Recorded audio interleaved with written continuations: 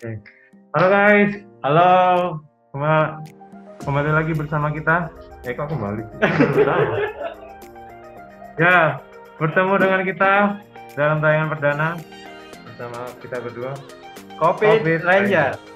Jadi kita dari proyek mana Mas? Win Jambi. Kenalan dulu lah. Ya. Jadi Nama saya M. Nur Maulana, bagian Set Engineering Officer. saya Indra Utama, bagian HSE. So, kita pakai ini dulu dong. Oh iya, lupa saya pakai hand sanitizer. Biar nggak tercemar. Tuh.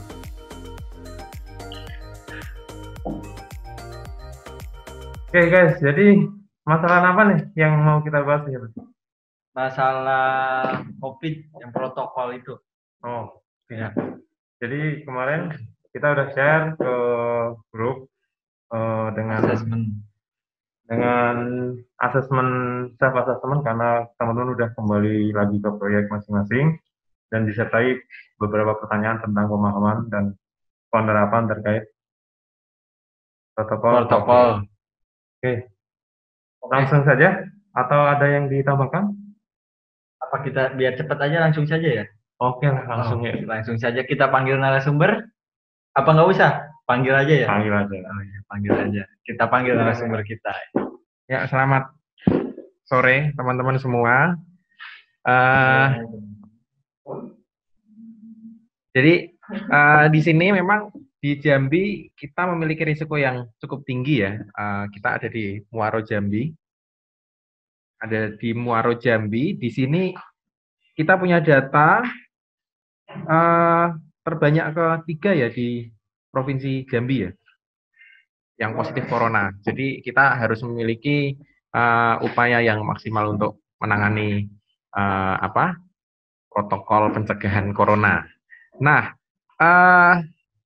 kemarin kita punya kuesioner menanyakan ke teman-teman kita yang di proyek ini dengan 30 pertanyaan, yang dari pertanyaan itu kita bisa mengklasifikasikan 3 parameter ya. Pertama itu tingkat resiko personil, kemudian kedua tingkat pemahaman personil terhadap protokol corona, dan yang ketiga tingkat kesadarannya setiap personil untuk menjalankan protokol tersebut. Nah, hasilnya seperti ini, teman-teman.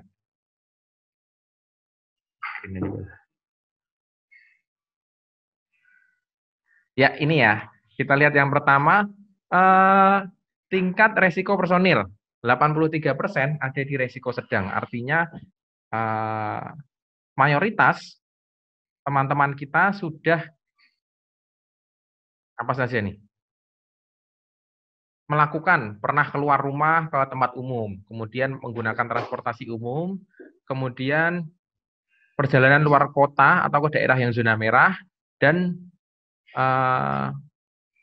beraktivitas di kerumunan banyak orang. Nah, di sini yang perlu diperhatikan adalah beberapa teman-teman kita ada yang resiko tinggi, 3 orang. Parameternya kalau resiko tinggi, mereka sudah berkontak langsung dengan orang-orang yang PDP atau yang confirm corona dan atau memiliki gejala-gejala yang seperti demam dan lain-lain itu ya. Nah, kemudian kedua, kesimpulan yang kita dapat, nah ini ya yang menarik adalah 50%, jadi ini 50-50 ya, personil kita yang ada di proyek ini, 50% sudah memahami protokol corona, dan sisanya antara nggak paham sama sedikit paham gitu ya. Jadi pahamnya itu masih setengah-setengah lah. Nah, yang ketiga, dari protokol yang sudah kita sosialisasikan ke teman-teman, nah ini cukup mencengangkan juga ya, 60% ya, ini cukup mayoritas juga tidak melaksanakan protokol tersebut. Atau kita bahasanya di sini tidak tanggap ya. Jadi artinya ketika di situ ada sekitar mungkin 15 protokol, nah mereka menjalankannya hanya setengah-setengah lah. Sisanya yang di sini ada 22% atau 10 orang itu mereka yang tanggap mentaati seluruh protokol corona, dan sisanya yang sedikit tanggap lah, jadi pertengahan ya. Nah, mungkin itu data yang saya paparkan, kesimpulan dari kebijakan apa yang akan diambil mungkin bersama Mas Alven. Ya, jadi teman-teman, kesimpulannya nih, kita bisa mencegah segala penyebaran atau penularan virus corona ini dengan menjalankan protokol. Nah, protokol ini sudah dikeluarkan oleh PT Waskita Karya sendiri. Nah, ini dia namanya Surat Edaran nomor 30.1/SE/WK/2020 tentang protokol pengaturan tempat kerja dan interaksi aktivitas kerja di masa pandemi COVID-19 dan new normal skenario. Nah, di sini kita bisa baca protokol setiap area yang akan kita lakukan kegiatan, mulai dari protokol pengaturan tempat kerja sampai dengan protokol pengaturan mes dan barak pekerja. Salah satunya adalah protokol pengaturan tempat kerja di ruang kantor. Kita bisa lihat di sini ada beberapa protokol seperti melakukan pembatasan jarak tempat duduk antar pegawai minimal 1,5 meter. Kemudian setiap ruang rapat harus diberi tanda peringatan jumlah maksimal orang yang berada di dalamnya. Jadi setiap ruangan ini disyaratkan maksimal 50% saja dari kuota ruangan tersebut. Kemudian menyediakan hand sanitizer atau hand rub. Nah, ini juga kita harus sering-sering menjaga kebersihan, baik ketika setelah melakukan atau sebelum melakukan kegiatan. Kemudian menyediakan tisu alkohol untuk setiap alat minum makan di ruang rapat. Jadi kita harus aware terhadap kebersihan alat-alat yang akan kita pakai, termasuk alat-alat ibadah. Kemudian kita harus menggunakan APD untuk seluruh pegawai di ruang kerja dan rapat.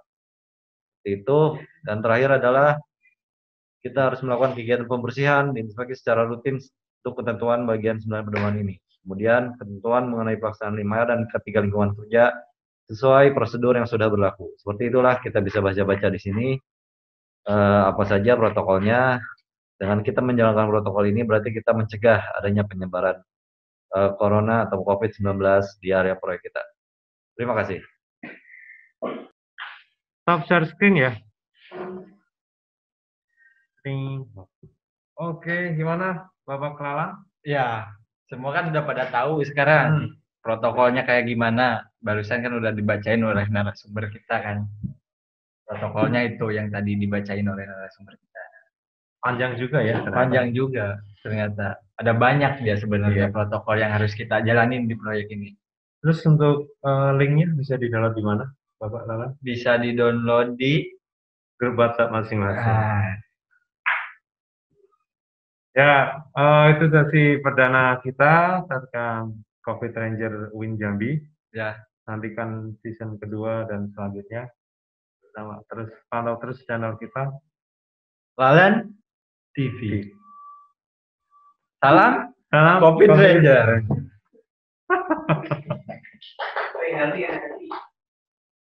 Gimana jargonnya? Bareng tapi. Ya. Stay healthy and happy. Bareng. Salam TV. COVID Ranger Win Jambi. Stay healthy and safety. Oh, happy.